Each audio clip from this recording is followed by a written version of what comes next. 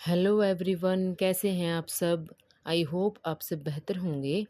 आज हम करेंगे जो पर्सनैलिटी का चैप्टर है उसके नेक्स्ट 10 क्वेश्चंस। ठीक है, तो क्वेश्चन नंबर 11 है, टैट वॉज डेवलप्ड बाय, कि टैट का विकास किसने किया था। ठीक है, तो एक बार तो पहले ये समझ लीजिए थोड़ा सा कि जो टैट है वो है क्या। ठीक है, इसकी फुल फॉर्म क्या है और ये किसने दिया था। ठीक है, इसकी फुल फॉर्म है द थीमेटिक एप्रिसिएशन टेस्ट। ठीक है, टी से थीमेटिक फिर एप्रिसिएशन टेस्ट, इसको बोलेंगे टैट। हिंदी में इसको बोल सकते हैं प्रासंगिक अंतर्बोध परीक्षण। ठीक है, तो ऑप्शन नंबर ए है Murray and Morgan, option number B है बीने, ऑप्शन नंबर सी है स्पीयरमैन और ऑप्शन नंबर डी है गिलफर्ड। तो ये किसने दिया था? मुर्रे एंड मॉर्गन ने दिया था। ठीक है, इंक ब्लोट एक जो टेस्ट है जो हरमन ने दिया था। ठीक है, तो उससे इसका कंपैरिजन किया जाता है। ठीक है, तो इसका कंपैरिजन कैसे होता है, उसमें क्या है कि 10 तरह के शाही के कुछ धब्बे थे।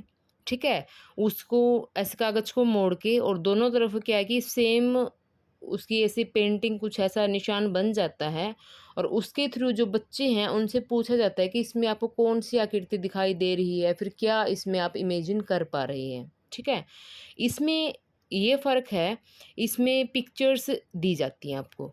ठीक है, जैसे कि इसमें दिखाया गया है ये अलग-अलग पिक्चर्स हैं। ठीक है, जो उस टाइम जो ये मुर्रे और मॉर्गन हैं, उन्होंने इनके ऊपर क्या किया था, एक्सपेरिमेंट किया था। ठीक है, तो इनके जो कुछ कार्ड हैं, इनका जो उपयोग है वो पुरुषों या फिर महिलाओं पर होता है। ठीक है, बालक-बालिकाओं पर, छोटे बच्चों के लिए अधिक उपयोगी ये नहीं है। ठीक है, इसमें क्या है कि पिक्चर्स दी गई हैं अलग-अलग। ठीक है, और हमें क्या है इसके बारे में इमेजिनेशन करनी है। इमेजिनेशन कैसे, कि कोई भी इसमें से कोई भी एक पिक्चर्स ले लीजिए। ठीक है, उसके पहले का हमें ये सोच के बताना है कि ये किस तरह से ली गई है, इसका जो बैकग्राउंड है, हिस्ट्री, वो क्या हो सकती है और प्रेजेंट में क्या चल रहा है इसमें। ठीक है, तो उस तरह से इसकी जो भावनाएं हैं, जो डिटेल्स हैं, उनको एक्सप्लेन करना, ये था टैट के अंदर। जो थीमेटिक एप्रिसिएशन टेस्ट था, ये इसके अंदर है। ठीक है, आई होप आपको समझ आ गया होगा। ठीक है, ये आप अच्छे से इसको याद रखना।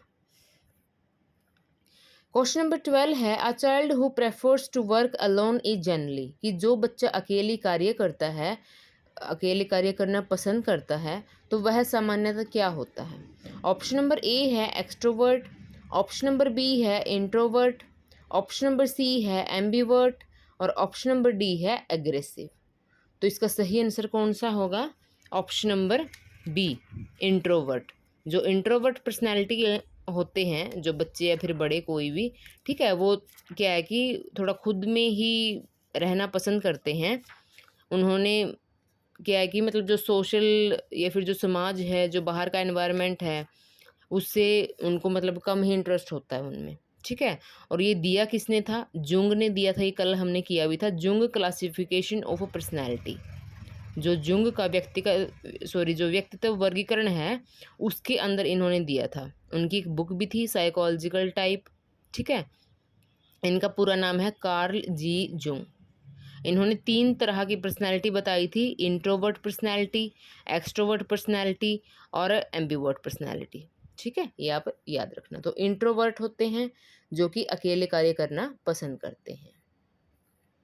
क्वेश्चन नंबर 13 है, an ambivert is a person who, उभयमुखी एम्बिवर्ट व्यक्ति वह है जो, ऑप्शन नंबर ए है only introvert, option number B है only extrovert, option number C है शोज क्वालिटीज ऑफ बोथ और ऑप्शन नंबर डी है हैज़ नो पर्सनैलिटी। तो इन्होंने 3 तरह की पर्सनैलिटी दी है जुंग ने। ठीक है, और तीसरी कौन सी है? एम्बिवर्ट्स। जो उभयमुखी व्यक्ति होता है वो अंतर्मुखी भी और बाह्यमुखी भी, मतलब कि इंट्रोवर्ट और एक्सट्रोवर्ट दोनों के गुणों का संयोजन होता है। ठीक है, कंबाइन होती हैं उसमें दोनों की क्वालिटी। क्वेश्चन नंबर 14 है, which factor has the greatest influence on personality development, कि व्यक्तित्व विकास पर सबसे अधिक प्रभाव किसका होता है। ऑप्शन नंबर ए है heredity only, option number B है environment only, option number C है interaction of heredity and environment, और ऑप्शन नंबर डी है लक। तो जो व्यक्तित्व विकास होता है, ठीक है, जो पर्सनैलिटी डेवलपमेंट है, उसके ऊपर प्रभाव दोनों का पड़ेगा। ठीक है, interaction of heredity and environment, ठीक है, दोनों का क्या है कि इसके ऊपर प्रभाव बराबर रूप से पड़ता है। कुछ बच्चे कई बार क्या होता है कि जो एनवायरनमेंट है उससे ज़्यादा प्रभावित होते हैं, और कई क्या है हेरिडिटी से ज़्यादा प्रभावित होते हैं, लेकिन फ़र्क क्या है, दोनों का उसके ऊपर पड़ता है। ठीक है, क्वेश्चन नंबर 15 है विच साइकोलॉजिस्ट एम्फेसाइज्ड सेल्फ एक्चुअलाइजेशन, कि आत्म साक्षात्कार सेल्फ एक्चुअलाइजेशन पर किसने बल दिया था।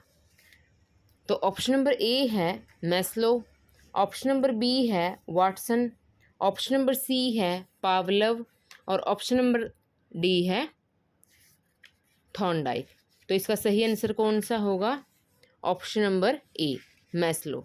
जो अब्राहम मैस्लो हैं उन्होंने क्या दिया था, ये जो सेल्फ एक्चुअलाइजेशन है उसके बारे में उन्होंने बताया था।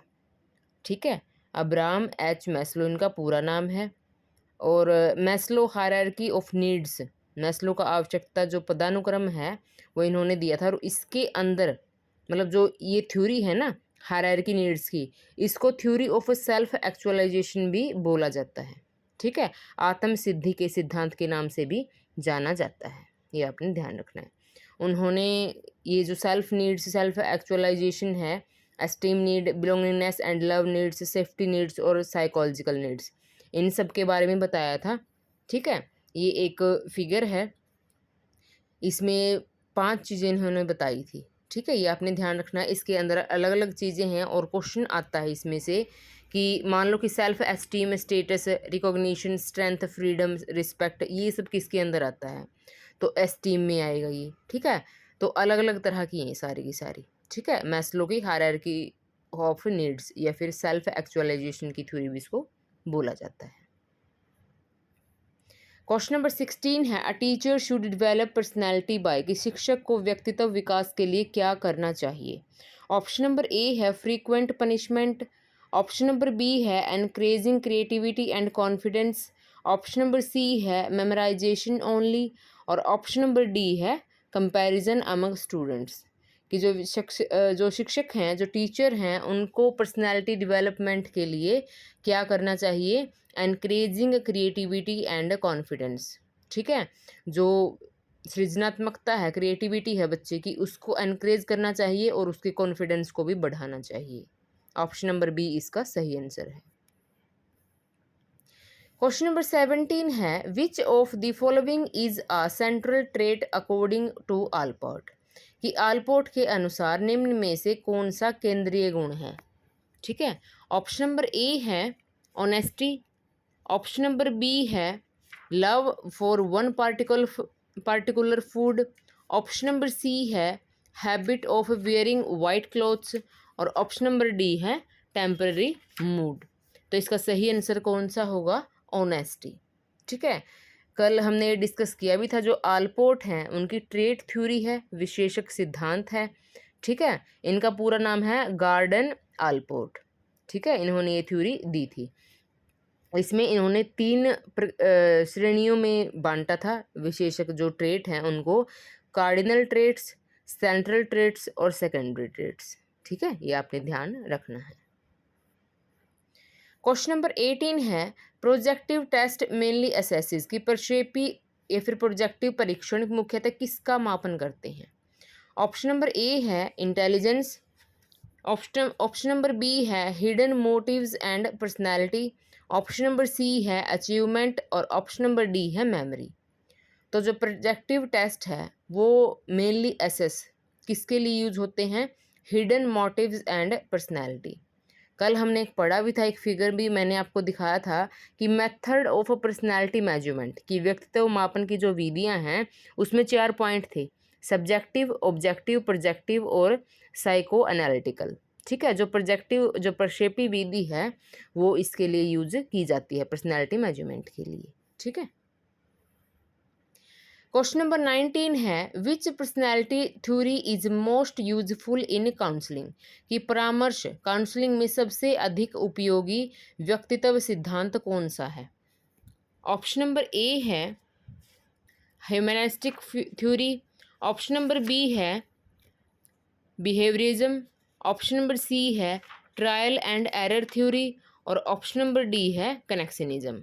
तो इसका सही आंसर कौन सा होगा, ह्यूमनिस्टिक थ्योरी। ठीक है, जो पर्सनालिटी की थ्योरीज है ना बहुत सारी, वो अलग अलग तरह की हैं। ठीक है, 6 तरह की है लगभग ये, तो इसमें अलग अलग नाम हैं इनके। ठीक है, कौन कौन सी हैं ये मैं आपको थोड़ा सा बता देती हूँ। टाइप थ्योरी है, ठीक है, जैसे कि इनके नाम है और इसके अंदर जो साइकोलॉजिस्ट है ना, मनोवैज्ञानिक हैं, उन्होंने अपनी अपनी थ्योरी दी है।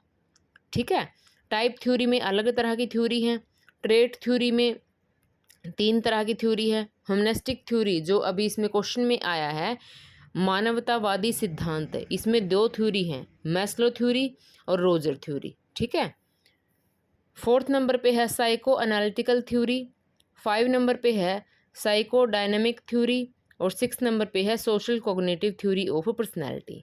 ये 6 तरह की हैं और इसमें अलग अलग जो मनोवैज्ञानिक हैं उन्होंने इनके अनुसार अपनी अपनी थ्योरी दी है।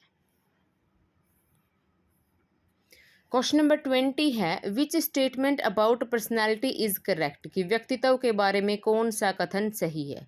ऑप्शन नंबर ए है personality is fixed at birth, option number B है personality includes only physical appearance, option number C है personality develops continuously through interaction of heredity and environment और ऑप्शन नंबर डी है personality can not be changed. तो इसका सही answer कौन सा होगा, ऑप्शन नंबर सी, कि पर्सनैलिटी डेवलप कॉन्टिन्यूसली, जो व्यक्तित्व है उसका विकास वो लगातार होता रहता है।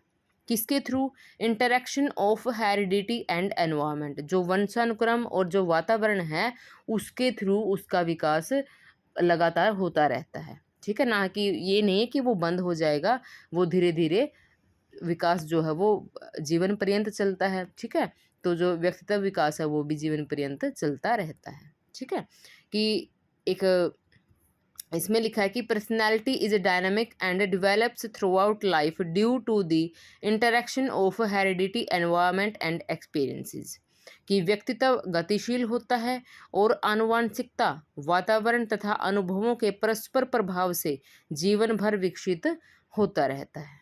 ठीक है, अब जो ये पूरा चैप्टर था ना पर्सनैलिटी का, तो इसमें कुछ मेन है। तो आलपोर्ट हैं, आलपोर्ट ने क्या दिया था, ट्रेट थ्योरी दी थी। पॉइंट थे इसमें 3, कार्डिनल, सेंट्रल और सेकेंडरी ट्रेट्स बताए हैं इन्होंने 3 श्रेणियों में।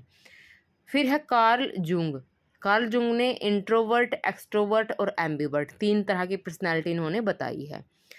फ्राइड है इड, ईगो और सुपर ईगो 3 तरह की पर्सनैलिटी इन्होंने बताई है। कार्ल रोजर्स है, इन्होंने सेल्फ थ्योरी और एम्पैथी के बारे में बताया है। मैस्लो है, सेल्फ एक्चुअलाइजेशन की थ्योरी इन्होंने दी है। पर्सनालिटी टेस्ट हैं रोसाच, इंकब्लोट टेस्ट और टैट, जो कि मुर्रे और मॉर्गन ने दिया था। ठीक है, ये आपने ध्यान, और ये जो दोनों टेस्ट हैं, जो टैट वाला टेस्ट है ये पिक्चर्स के ऊपर बेस्ड है। अभी इसमें मैंने एक फिगर लगाया भी है साथ में पीडीएफ में, आप ध्यान से देख लेना उसको। और जो रोसा से इंक ब्लोट टेस्ट है उसका भी मैंने फिगर लगाया हुआ है। ठीक है, वो सिर्फ इंक पे होता है, जो इंक है उसकी जो आकृति है उनके आधार पे होता है। और ये जो टैट है थीमेटिक एप्रिसिएशन टेस्ट, इसमें क्या है कि पिक्चर्स दिखाई जाती हैं प्रॉपर, किसी भी की भी थोड़ी सी अलग होती हैं वो, और उसके बारे में क्या है कि जो रीडर है उसको बताना होता है। ठीक है, एक्सप्लेनेशन करनी होती है इसके बारे में। सो गाइज़, वीडियो पसंद आए तो लाइक करना, शेयर करना और चैनल को सब्सक्राइब करना ना भूलें। Thank you for watching.